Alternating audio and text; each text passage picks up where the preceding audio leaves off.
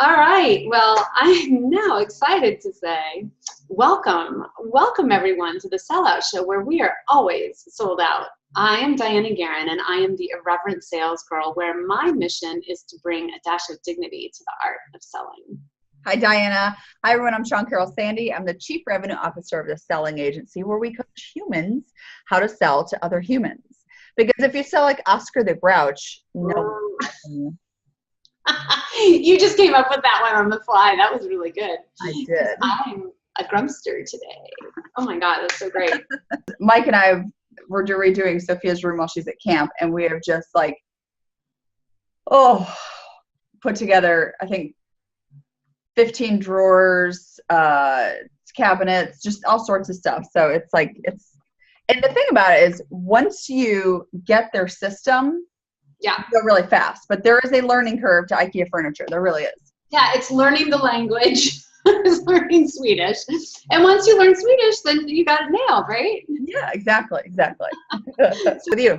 Well, I'm glad we're talking. I mean, I'm just so freaking grumpy today. So it's like I'm just in a mood. In a mood. I don't even know why. I'm just in a mood. You know, I have this really terrible life where I wake up in the morning and, exercise in my exercise room and take my dogs to the beach and, get coffee. And it's kind of sucky. I mean, what is there for me to be grumpy about? You know what I mean? So I'm like, I'm so glad I'm talking to Shawn today because I'm a grumpster. But anyway, so I'm good. I have a mantra that I've been using this first 7 months of the year, 6-7 months of the year, called No Bad Days. And it's a mantra that I've been using for health and exercise. And, there's no bad days. You can make a bad decision at lunch. You can make a bad decision at dinner. You can make a bad decision to not get up and exercise in the morning. But there are no bad days. Like, we're just not going to have a whole bad day. You can have a bad moment, a bad decision, but no bad days. And so do I just serve these things up to you? Is that what I do? I just serve things up to you. That's great. I love it. Okay. So no bad days. Just, coaching sellers, coaching children, Girl Scouts, people, marriage. I mean, there comes a point where someone's going to be in a grumpy, bad mood, and it spirals, right? So I found that if I keep hold of it and say there are no bad days, I can have a bad morning, I can have a bad afternoon, I can have a bad evening, but I'm not going to let it devolve. And so I do that with my kids too, and my sellers. It's hard to not have a bad day or to get into a point where you're like, oh, I'm just in a slump. I haven't had a sale, I haven't had a close or something. So then we look for those incremental wins and to really pull out of a bad day. Well, what's an example of incremental wins? Oh, an incremental win would be, well, you could use this any place in your life. An incremental win would be, hey, you know what? I am now able to go up, 5 flights of stairs and not die. So I have more endurance. Just looking for those. An incremental one could be, I saw that this guy opened the email that I wanted him to open, or I had a great conversation, or, I nailed my talk track or something like that. Just pick the small stuff. Pick the small stuff because incremental successes are incremental gains, and you don't just win. That's the second thing I want to talk about today. You don't just win. You win point by point. In volleyball, which is what I've coached my girls in volleyball, and Mike and I play volleyball. You win point by point, volley by volley, and then you win the game, and then you win the match, and then you win the season. So working on those incremental things, practicing one thing at a time so that you get better at that is how you win. That, as soon as something starts going bad, we don't have things start going good and then think, oh my gosh, it's like going to be good forever. Well, maybe we do, but it's going to be good forever. But as soon as something goes bad, it's like, it's all trashed. Yes. One of the ways that I think that you can pull yourself out of that is to practice. When you have a bad day, or you don't have a bad day, when you have a bad you have a bad sales call, or you have a bad meeting, or you have something that you didn't get a response, instead of saying, oh, this sucks, let's just throw in the towel, I'm going to go shopping for the rest of the afternoon. Go back and practice. I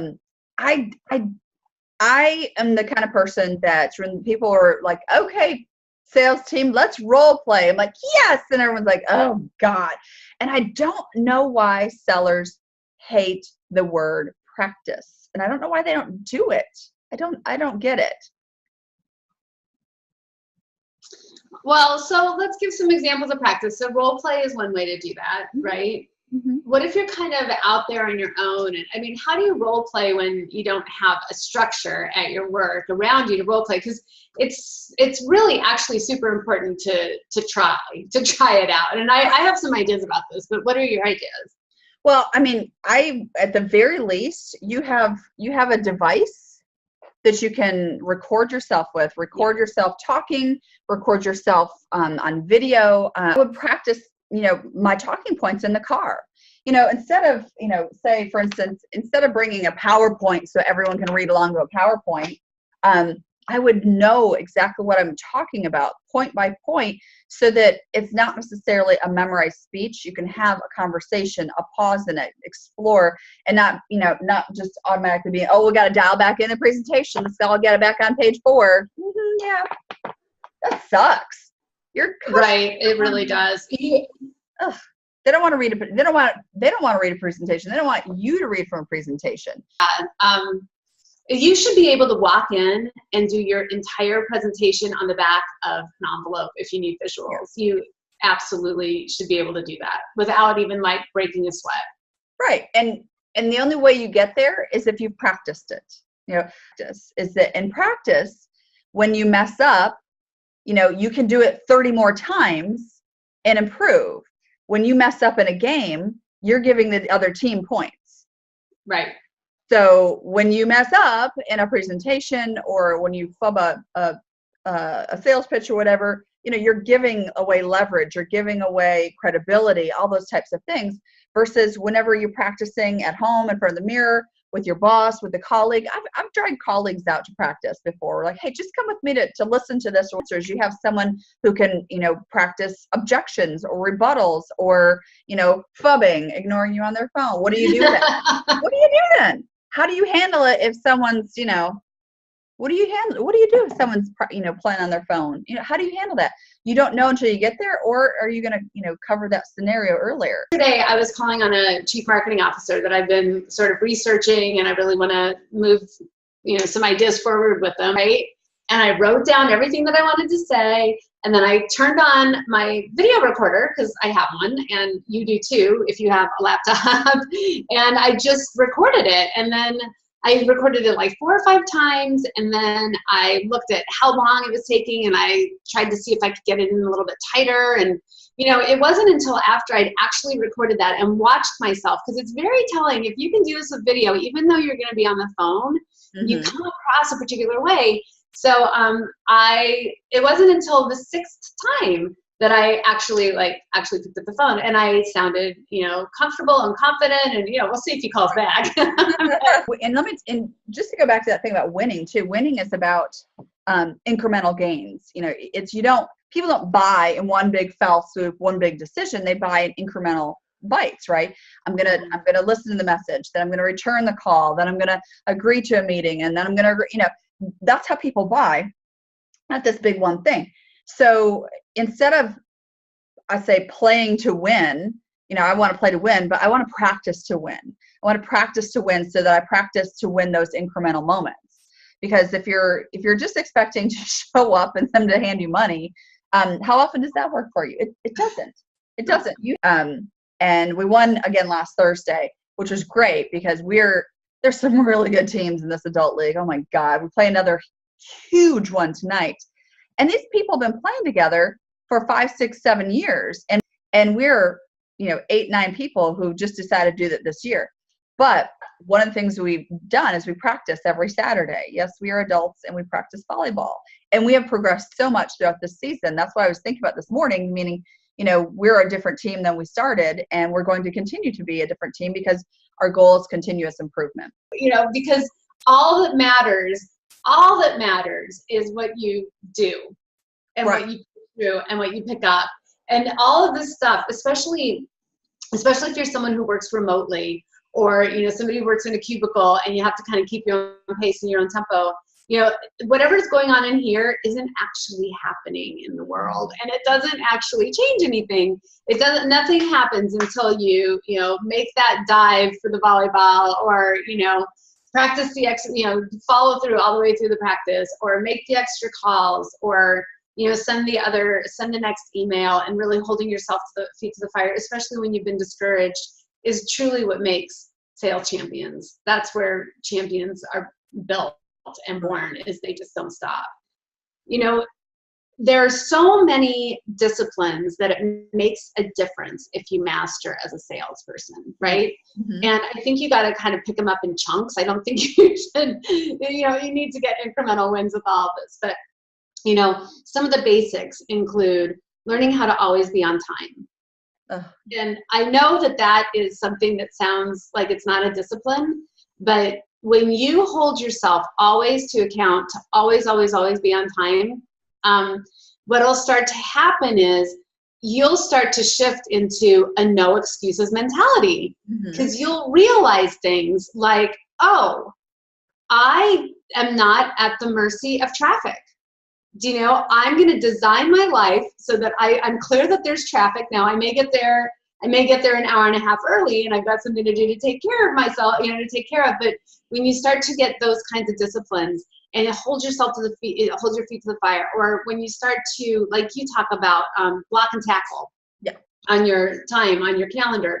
When you hold your feet to the fire, like maybe you've got a call block set out, and a half hour into it, you're just super discouraged, but you push through and you make all the calls that you said you're going to make inside of that hour. You become a different person. It takes a lot of courage. Well, courage, yeah, and to be like a self-actualized person, to not blame other people. We talked about this a little bit with sour grapes. Blaming your lack of success, or shifting your lack of success by cutting down someone else's success. Oh, well, they got the good accounts, they have a good territory, or they had lucky. If you are a person who is blaming or putting up those excuses, you need to do a lot of self introspection. And it might not just be you as a person, it might just be a funk that you're in. We've probably all sort of been there, but you got to do something to pull yourself out of it, because your mindset, what's going on in here is not what's happening out here, unless you let it be what's happening out there. Giving up, or you're bored, go back to your tribe and look for some help there. Have a really good tribe, because no one will kick your butt more than people love you. Love you. Yeah. And who was it that said, you're only as happy as your saddest child? Oh my God, I thought of having a sad child. It makes me so sad. You're only as strong as your weakest player. There's a lot of sayings sort of like that. So I don't have any children, but my business and my life is only as good as the weakest habit that I have. Oh, yeah. And I think what's important about this conversation is for people to understand that it happens for everybody. This is stuff that every single person deals with. And if you want to have an extraordinary life, it's just important for you to start looking around and being like, what's not extraordinary? Yeah, there's no excuses. We really are in a day and age right now where there are no excuses. You look at people who have overcome extraordinary challenges, missing limbs, horrible childhoods and stuff, and they can accomplish it. Why can't we? It's a matter of personal will and dedication, practice. Let's see, preparation, practice, and perseverance. Like the 3 Ps. Those are your 3 Ps that you need to figure out in your life this week. After watching this, everybody, you need to figure out preparation, practice, and perseverance. Where can I increase those in my life? When you come to that realization that it was you at the center of what wasn't going the way you wanted it to go, then it becomes frustrating. Yeah. And aren't we always at the center of it, though? Oh, my God. How often is it ever really anyone else's fault? Well, I think we've preached enough. I mean, it's probably time to go practice. It's easy to preach. Make sure you're talking to people who will share the ugly with you, not just the good, not just the beautiful, vacations, the trips, the planes. That's that whole Instagram, Facebook life that we like to promote. But make sure people share. You're listening to people who share the ugly with you too, like the good, the bad, and the ugly. Absolutely. So should we wrap it up? Let's do it. All right. So I will wrap us out by saying, stop hoping and start selling. Bye. Bye.